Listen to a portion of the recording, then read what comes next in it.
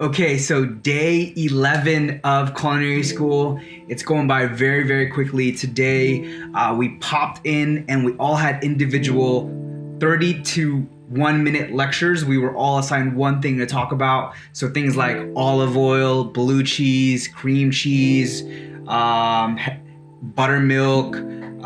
crudite, things like that. Everybody had one topic assigned and then talk about it. So that was a sort of quick way to teach each other things and also go over some of the things that will be on the final for Friday. So the prep for finals has been happening all this week. Last night, practiced a few hours of knife cuts to make sure that I'm up to speed. Today I want to do some more knife cuts and probably practice some eggs. And then in class today, we talked a lot about vinaigrette, making a vinaigrette, making mayonnaise, making blue cheese dressing, and then a crudite. So the first three are forms of emulsion or uses emulsion. With vinaigrette, you're using a red wine vinegar, and then you're just sort of ladling in the oil, and then you're whisking to make that vinaigrette, and then you're adding flavor components like mustard, and if you want to add herbs you can, but that's sort of the base of a vinaigrette, right? Is just vinegar, because it's vinaigrette, and then an oil. So an emulsion is just the oil and the water from the vinaigrette sort of combining together. That is what an emulsion is. And then same with a mayonnaise. Mayonnaise is also an emulsion, but it's unlike a vinaigrette, mayonnaise is a more permanent emulsion. This is what is left of my mayonnaise. You can see it's a bit yellow. If I add some water to it, maybe 2 teaspoons of water, it'll turn this mayonnaise into what you buy at the store, which is white mayonnaise. To make mayonnaise, it's quite easy to make at home too. You can make it with an immersion blender, but in class you do it all by hand with your whisk. So everything is done by hand, everything is done from scratch, which is that's what makes culinary school really, really fun and interesting. Is you learn how to make everything the hard way, and you find out later on there's an easier way to do it. You can use an immersion blender, but doing it by hand is a lot of fun.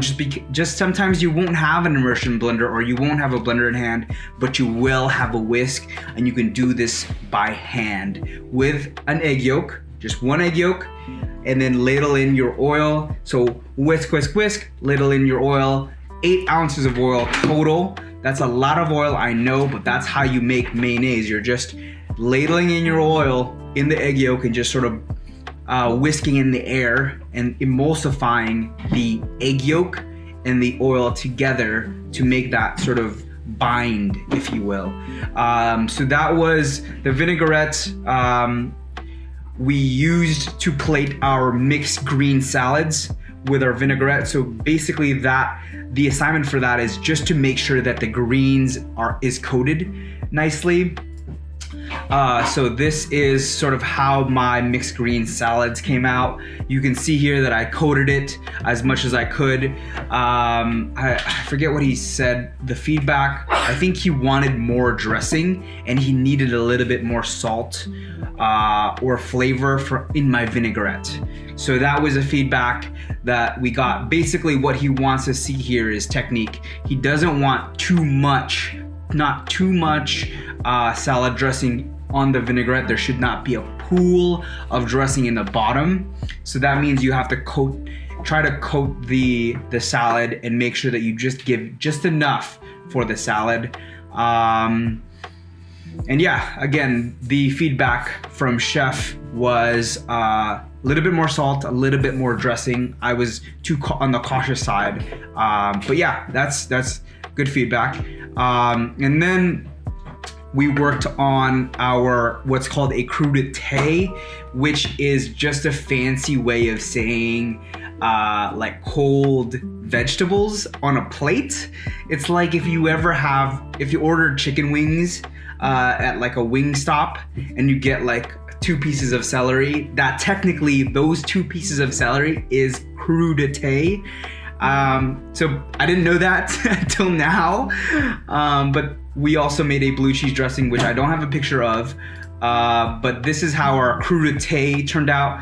This was worked on with 2 other people. I have 2 partners today.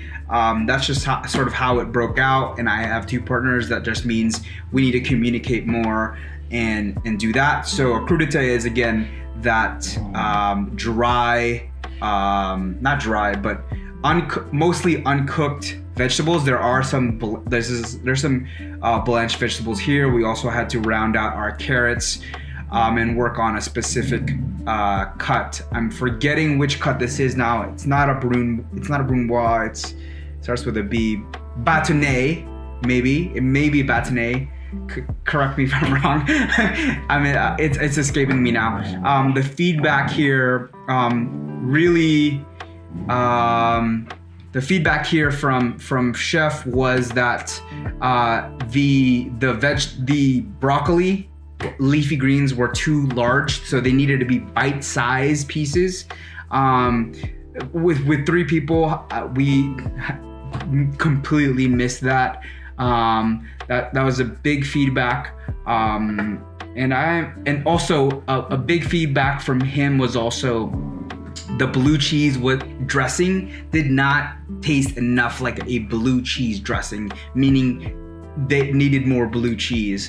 So we did taste it, and we did all agree to put this on the plate. And while I thought there was adequate amount of blue cheese, I'm not a big blue cheese fan, but after this dressing, maybe I am, because it was quite good. There needed to be more blue cheese, right? It's a blue cheese dressing, so there needs to be predominantly more blue cheese. Yeah, I mean that's a crudite for you. We really did this to practice some knife cuts, but also give an introduction to the vegetables that were used, also crudite, and also making another emulsion in this blue cheese dressing. So. Moving on, the last thing we did was a Caesar salad. Right here, we took the mayonnaise we made. I added also some of the vinaigrette that I had. I added some lime juice, and what else did I have? Those are the things. I forget what else is in my Caesar. I also took a brioche bread and made homemade croutons. And I also tried to coat my salad dressing. I also added the Parmesan on top. I think the Parmesan would have been nice just whisked into the dressing itself. That's a preference. So the feedback I got, so he went through and asked everybody, is your salad edible with a fork? Basically, his point being that it's technique first, right? Creativity comes second right now, because we're learning the technique and the sort of the reasoning behind the dish. So while I left my Caesar whole and intact in the romaine, he wanted it to be easily eaten with a fork. What else? You can't see it in this picture here, but I did not cut off the ends. You want to make sure to cut off the ends, and you want to also make sure to leave out as much of the romaine greens as possible, and you want to keep the stem. And the reason being, or cut it so that it's closer to the stem. It's like stem and then a little bit of leaf. Reason being is because he's concerned that, the leafy greens will wilt and sort of mush over time, and if it sits, this one has sat for a while. I also rushed the Parmesan, but yeah. So this is sort of what the Caesar salad, how it came out. We used both the vinaigrette that we made earlier in class to make this. We also used the mayonnaise in class to make this, and just added a few more things. We had the option to add anchovies. I opted to not add anchovies. If I had a little bit more time, I think I would have.